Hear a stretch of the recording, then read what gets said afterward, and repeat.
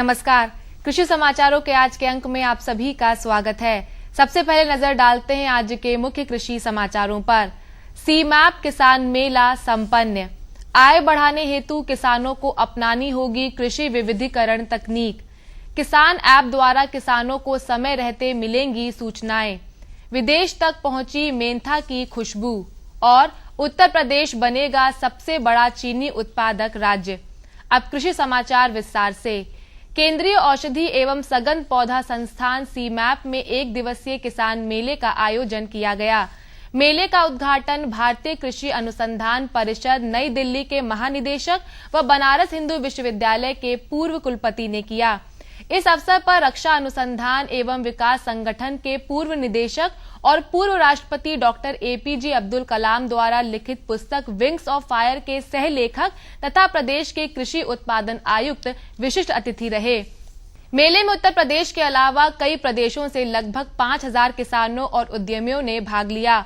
औषधीय एवं सगंध पौधों पर उत्पादन से बाजार तक परिचर्चा गोष्ठी का भी आयोजन किया गया। साथ ही उन्नत पौध सामग्री, आसवन व प्रसंस्करण का भी प्रदर्शन किया गया। सीएसआईआर की विभिन्न प्रयोगशालाओं द्वारा कृषि सामग्री संबंधी स्टॉल भी लगाए गए। किसानों को कृषि विविधीकरण की नवीनतम तकनीकों को अपनाकर अपनी आय बढ़ानी होगी। भारतीय गन्ना अनुसंधान संस्थान में आयोजित रबी किसान सम्मेलन में कानपुर के चंद्रशेखर आजाद कृषि एवं प्रौद्योगिकी विश्वविद्यालय के कुलपति ने किसानों को संबोधित करते हुए यह बात कही। इस मेले में संस्थान द्वारा विकसित गन्ने की विभिन्न प्रजातियों, नवीनतम तकनीकों एवं गुड़ उत्पादन की तकनीक की भी जानकारी दी गई। इस कार्यक्रम में राजधानी के सभी विकास खंडों से आए लगभग 300 किसानों ने भाग लिया। एनबीआरआई के वरिष्ठ वैज्ञानिक के अनुसार अपने चटक रंगों व महीने भर फूलों से लदे रहने के चलते गुलदाउदी पुष्प प्रेमियों को बहुत पसंद है। इसकी 250 किस्मों में से केवल 5-6 किस्में ही जनवरी-फरवरी तक खिलती है।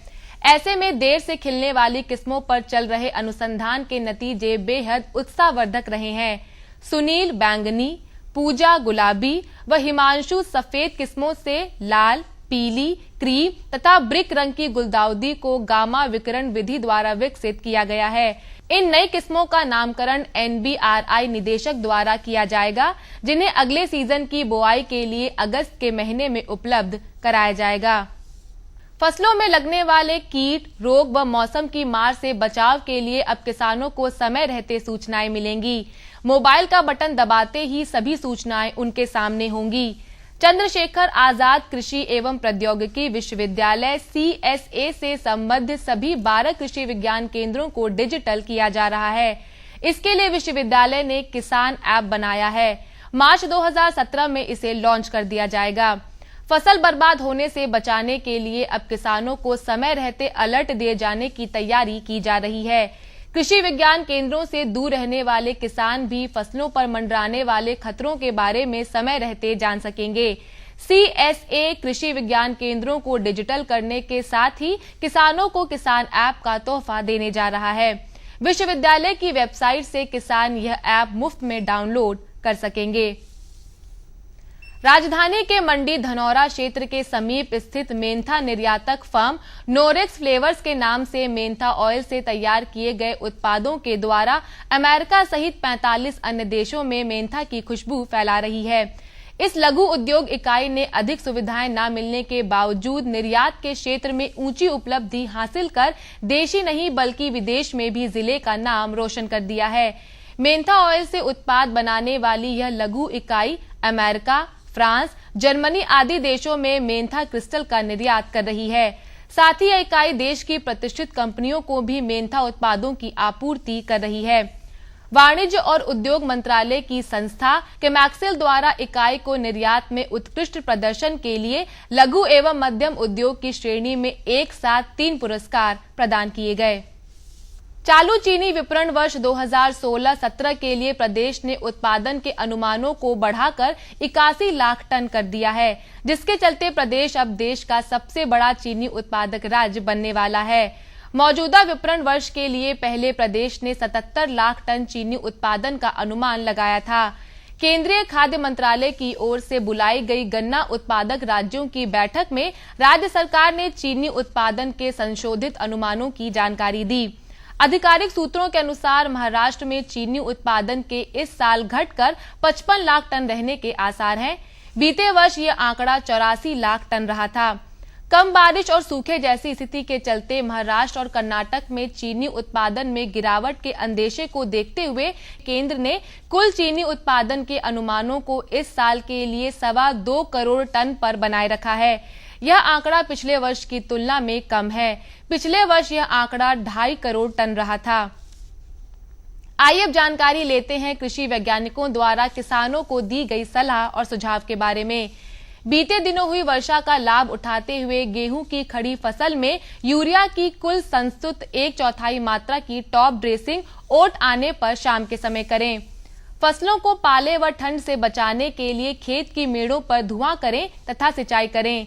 विलंब से बोए गए गेहूं की खड़ी फसल में पहली सिंचाई बोआई के 18 से 20 दिन बाद ताजमूल अवस्था पर तथा दूसरी सिंचाई बोआई के 40 से 45 दिन बाद कल्ले बनते समय करें।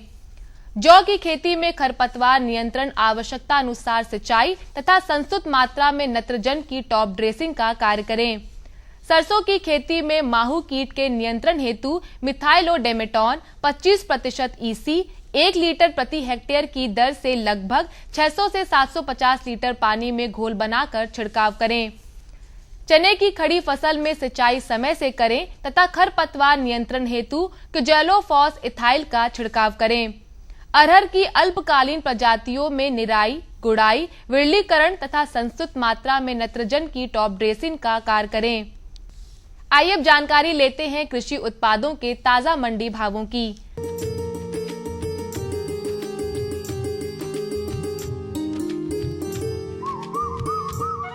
सबसे पहले बात करते हैं गेहूं के औसत भावों की। मेरठ की मंडी में 1980 रुपए, शाहजहांपुर की मंडी में 1875 रुपए, वाराणसी की मंडी में 1860 रुपए और अलीगढ़ की मंडी में 1870 रुपए प्रति क्विंटल रहा। बात अगर चना के औसत भावों की करें तो मेरठ में 7580 रुपए, शाहजहांपुर में 8900 रुपए, वाराणसी में 9520 रुपए और अलीगढ़ में 8100 रुपए प्रति क्विंटल रहा। चावल मेरठ की मंडी में 2390 रुपए, शाहजहांपुर में 2315 रुपए, वाराणसी में 2130 रुपए और अलीगढ़ की मंडी में 2560 रुपए प्रति क्विंटल रहा। एक नजर सरसों की औसत कीमतों पर। मेरठ में 3925 रुपए, शाहजहांपुर की मंडी में 4000 रुपए, वाराणसी में 4100 रुपए और अलीगढ़ में 3800 रुपए प्रति क्विंटल रहा। गुड़ मेरठ में 2960 रुपए, शाहजहांपुर में 2700 रुपए, वाराणसी की मंडी में 3200 रुपए और अलीगढ़ की मंडी में 3060 रुपए प्रति क्विंटल रहा। बात अगर आलू के औसत भावों की करें तो मेरठ की मंडी में 430 रुपए, शाहजहांपुर में 480 रुपए, वाराणसी में 445 रुपए और अलीगढ़ की मंडी में 470 रुपए प्रति क्विंटल रहा। तो किसान भाइयों, ये थे आज के कृषि समाचार और औसत मंडी भाव। अगले अंक में कुछ नई जानकारियों के साथ हम फिर उपस्थित होंगे। तब तक के लिए हमें दीजिए अनुमति। नमस्कार।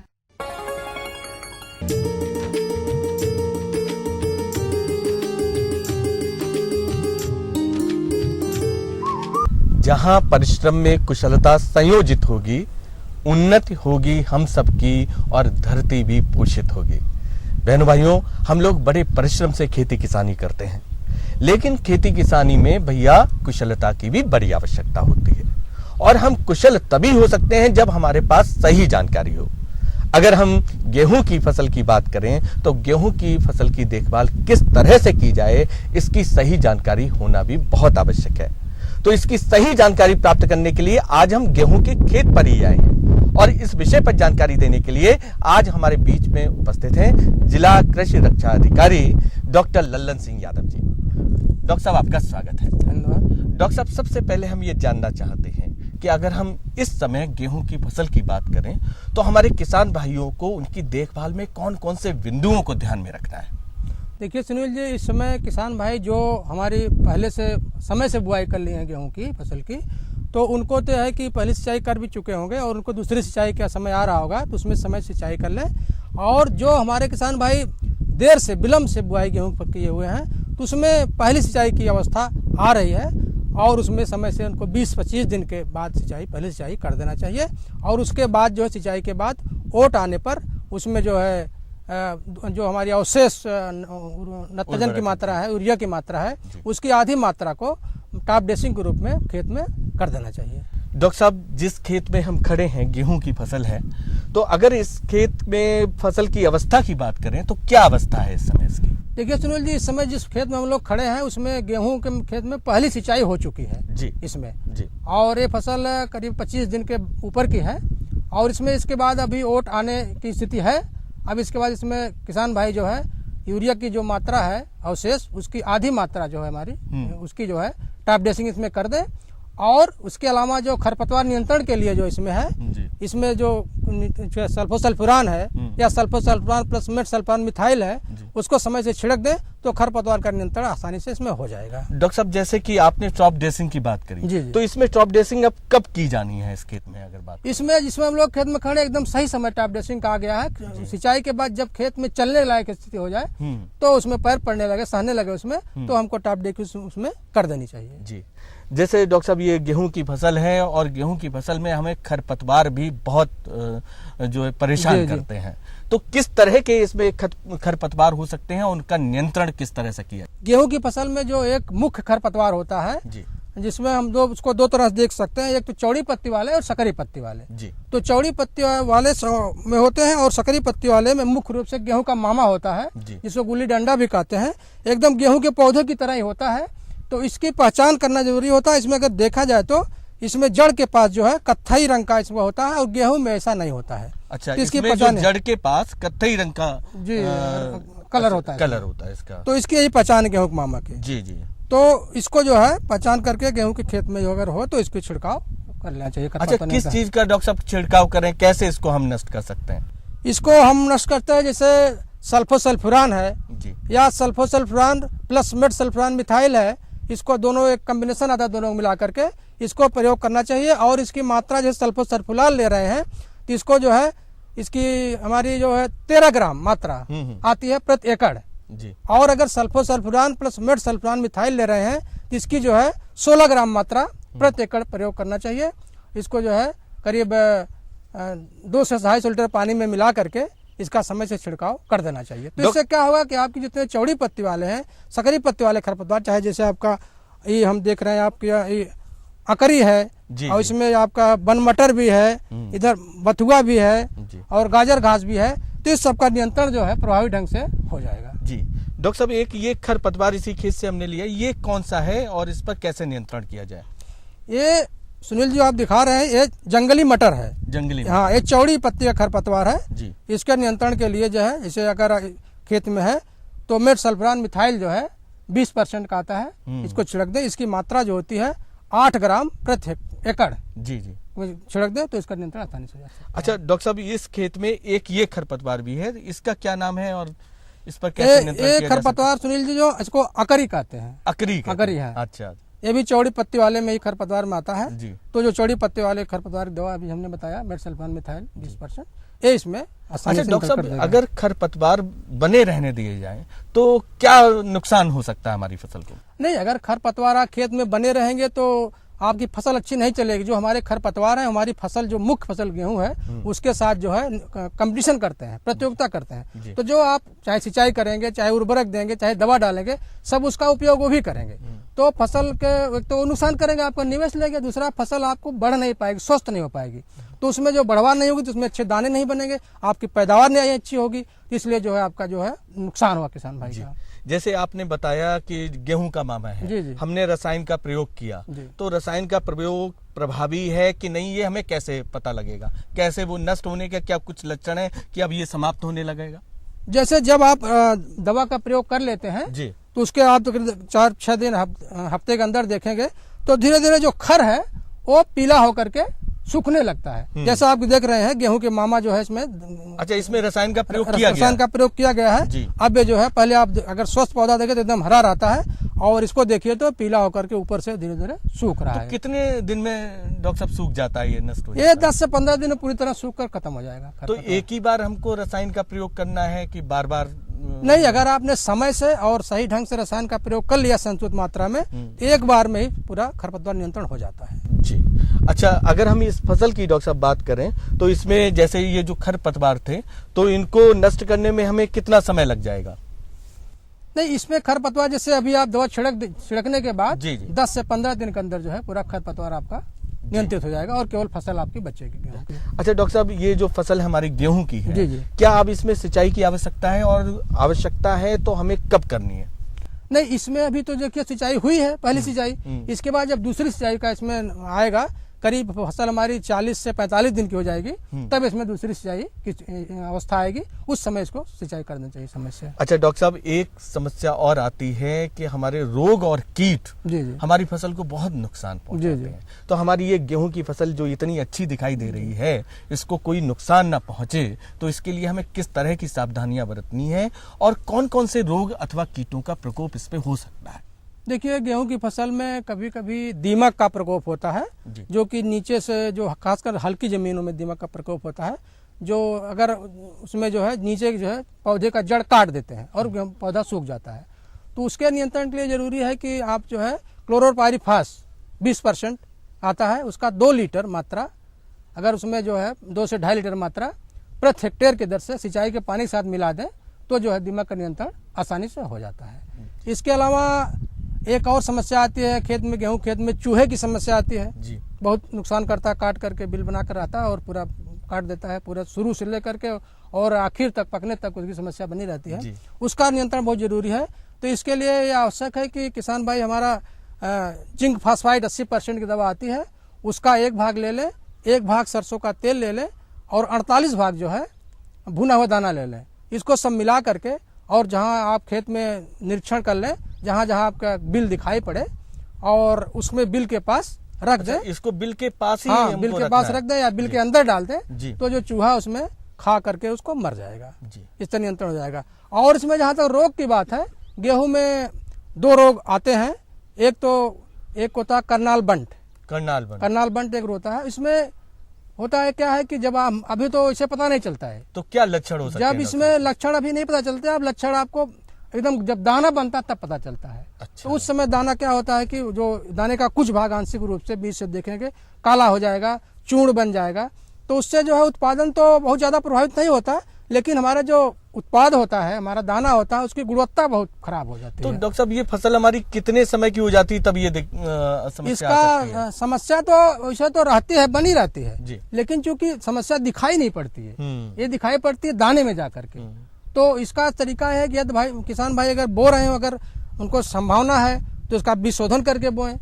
अच्छा। हाँ, बुआई बीज शोधन कर ले तो से पहले बीज शोधन अवश्य। हाँ, और यदि उनको शंका लगती है कि हमारा कभी पीछे रहा है, आगे लग सकता है, तो एक दवा आती है प्रोपिकोनाजोल 25% जी। इसका जो है 200 मिलीलीटर मात्रा ले लें, करीब 2 से 2.5 लीटर पानी में मिला करके 1 एकड़ खेत में इसका छिड़काव कर दें, तो इस रोग से नियंत्रण पा सकते हैं जी।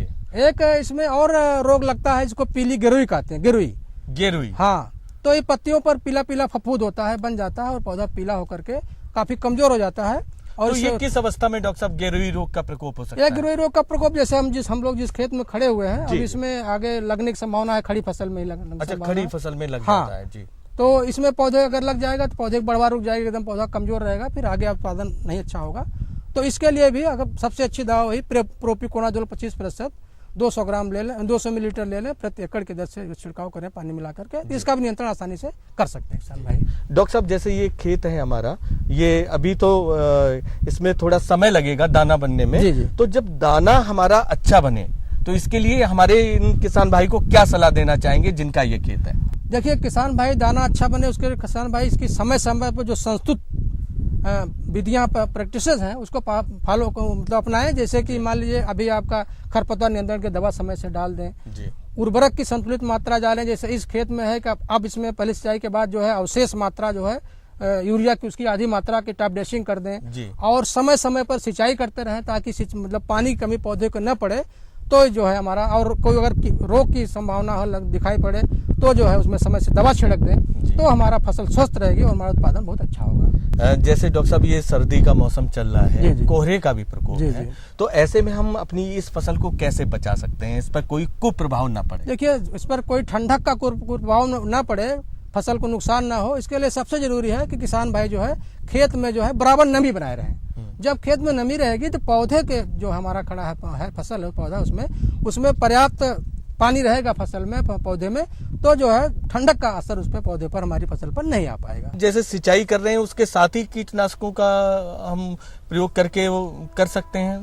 नहीं, देखिए उसमें जैसे अगर कोई ऐसी कीड़ा है जो आपका जमीन में होता है, जैसा कि दीमक होता है, तो उसके लिए तो जमीन में डाल सकते हैं, लेकिन जो कीटनाशक या बीमारी जो है हमारी फसल के ऊपर होता है, तो उसके लिए तो आपको छिड़काव ही करना पड़ेगा किसान भाई को। जैसे आपने जमीन की बात करी, तो अब हमारी जमीन में दीमक ना लगे, इसके लिए क्या हम पहले से कुछ सावधानी बरत सकते हैं?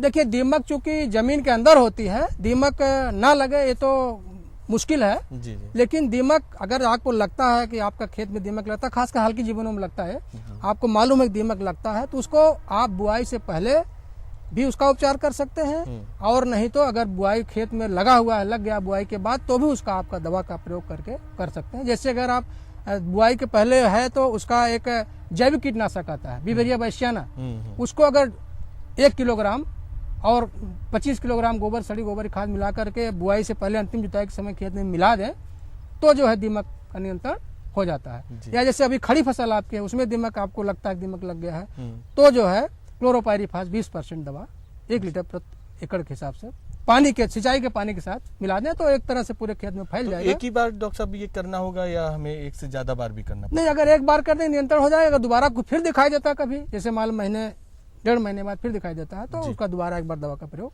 कर लेना। अच्छा डॉक्टर साहब, जैसे आपने कीटनाशक की बात करी, जब भी हम कीटनाशक लें तो उस पे उत्पादन तिथि और समाप्ति तिथि दें। जी। लेकिन हम कीटनाशक लें कहाँ से, किस जगह से? कहीं से भी ले सकते हैं या? कीटनाशक जैसे एक तो हमारे जिले में जो है कृषि रक्षा इकाइयाँ होती हैं, हर ब्लॉक में होती हैं, तो आप वहाँ से ले सकते हैं। नहीं तो आप कीटनाशक वहाँ से ले सकते हैं जो कि हमारे निजी विक्रेता हैं जो लाइसेंस रखते हैं दुकान, वहाँ से ले सकते हैं। हाँ, तो आप 2 जगह से ले सकते मतलब हैं। प्रमाणिक जगह से ही हम, हाँ, कीटनाशक आप प्रमाणित जगह से ही लेंगे, तो ताकि किसी धोखाधड़ी से आप बच सकते हैं। फसल की जब पुष्पावस्था आएगी तो उस समय हम किन बातों को ध्यान में रखें? पुष्पावस्था में एक तो सबसे बहुत जरूरी है कि आप जो है नमी जरूर बनी रहे चाहिए, उसमें खेत में पानी की कमी नहीं होनी चाहिए फसल में। दूसरा ये है कि आप अगर अवशेष जो आपका यूरिया है उसका अगर मात्रा का टॉप ड्रेसिंग न किए हो तो उस समय जरूर कर देना चाहिए। जी। डॉक्टर साहब, आज आपने गेहूं के खेत पर गेहूं की देखभाल कैसे की जाए इसकी बहुत अच्छी जानकारी दी, इसके लिए आपको बहुत बहुत धन्यवाद। बहनों भाइयों, जैसा कि डॉक्टर साहब ने बताया कि हम अपने गेहूं के खेत की देखभाल किस तरह से कर सकते हैं, और इसी के लिए आज हम गेहूं के खेत पर भी आए थे और डॉक्टर साहब ने बहुत अच्छी तरह से बताया कि किन किन अवस्थाओं में कैसे हमें गेहूं की खेत की देखभाल करनी है। डॉक्टर साहब ने जो जानकारी दी, इस पर आप अमल करेंगे तो निश्चित रूप से लाभान्वित होंगे। इसके साथ ही अब हमारे कार्यक्रम का समय समाप्त होता है, हमें अनुमति दीजिए। नमस्कार।